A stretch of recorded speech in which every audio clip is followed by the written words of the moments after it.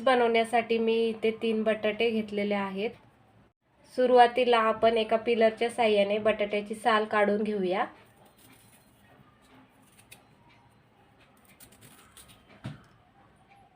बटाट्याची साल काढून आपण बटाटे पाण्यात ठेवणार आहोत, कारण बटाटे पाण्यात ठेवली नाही तर ती काळी पडतात। बटाटे सोलून झालेले आहेत। आता आपण याचे चिप्स काढूयात।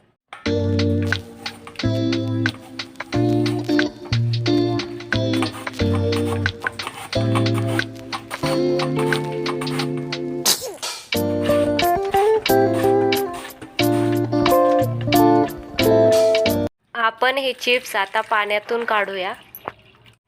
2 ते 3 वेळा बटाट्याचे चिप्स धुवून घेतल्यामुळे पाण्यातील स्टार्च निघून जातात।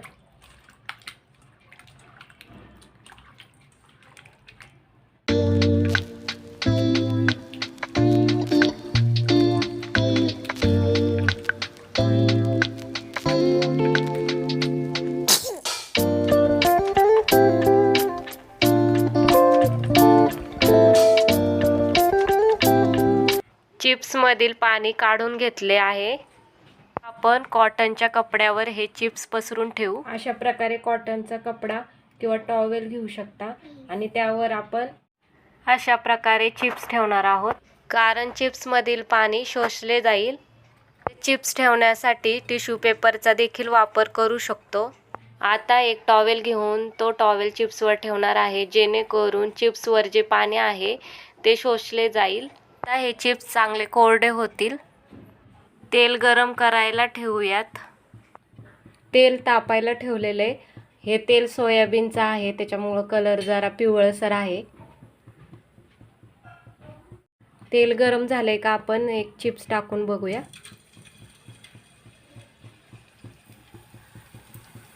बघा, चिप्स वरती आलाय, म्हणजे तेल चांगलं तापलेलं आहे।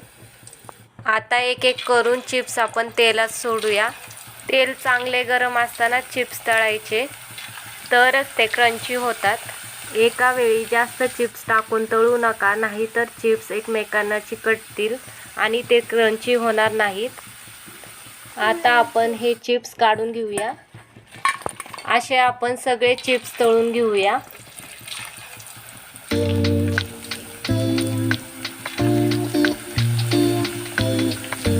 हे बघा, आपले चिप्स तयार झालेत। यामध्ये मी थोडासा चाट मसाला टाकणार आहे,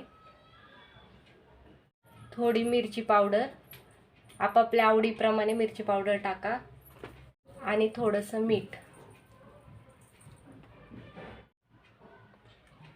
आता आपण हे मिक्स करून घेऊया। चाट मसाला नसेल तर तुम्ही मिरची पावडर आणि मीठ घालू शकता।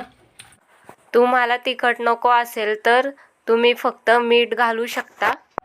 बघा, आपले चिप्स तयार झालेत। कशी वाटली रेसिपी नक्की कळवा।